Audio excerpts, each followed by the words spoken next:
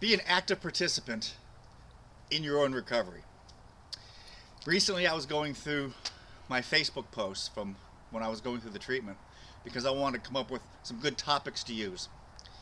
And I was specifically going to try to address some issues that I dealt with during weeks 1 and 2 of my chemo and radiation. Because there's a couple guys in CSN, Cancer Survivor Network, right now going through right now in their first and second week of treatment. And in reading some of these old posts that I had, I hit upon one line that I just had to use for today's video because it was just that important. And it doesn't matter whether you're in your first week of treatment, your last weeks of treatment recovery, or you've just been diagnosed. In fact, if you've just been diagnosed, this is even more germane to you. Here's something I want you to keep in mind, and I want you to think about while you're going through treatment. That you want to be an active participant in your own recovery.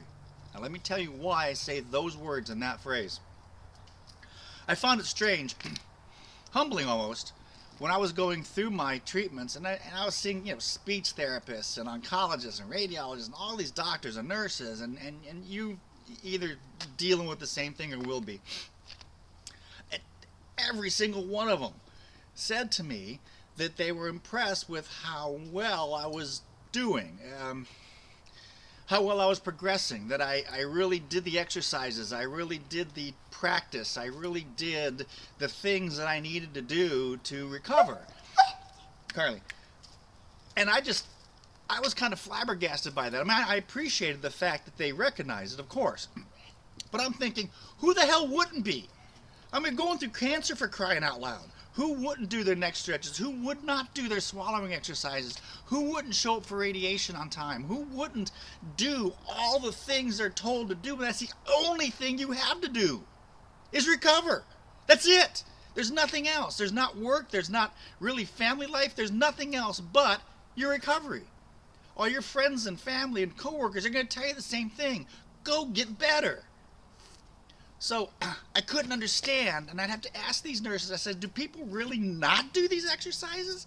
Are people really showing up and going through these motions? And they said, yes. Some people just get, they get down, which I can understand. They get the why me idea and attitude, which I understand. I mean, I don't fault anybody for how they view their situation or who they fault or how they fault it. I mean, I thoroughly understand that. There's no moral judgment, no judgment from me. It's your cancer. You're going to deal with it your way. I get it. But for heavens to Betsy, why would you not do what you need to do to recover? I mean, who wants this crap to last any longer? I mean, 7 or 8 weeks of treatment is long enough. My God, it feels like months of treatment, and it's only 7 weeks.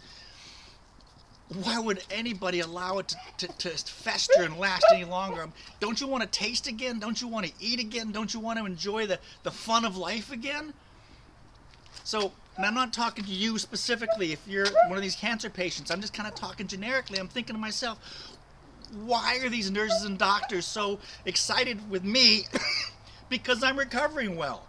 I mean, I'm just doing what they told me to do. Are you? And if not, why not? I mean, to this survivor, it just makes no sense at all. I would like to recommend that you make it a goal, if you haven't already, that you make it a goal to hear that from your doctors and nurses and speech language therapists and all the professionals you're going to deal with who are doing their damnedest to make your life better and longer and your recovery more successful.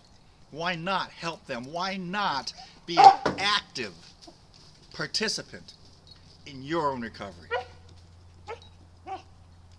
Thank you. Have a fantastic day. It's another fall day here in Arkansas. I just had to do this outside. Plus, you got to see Carly and why I am Eagle Dad.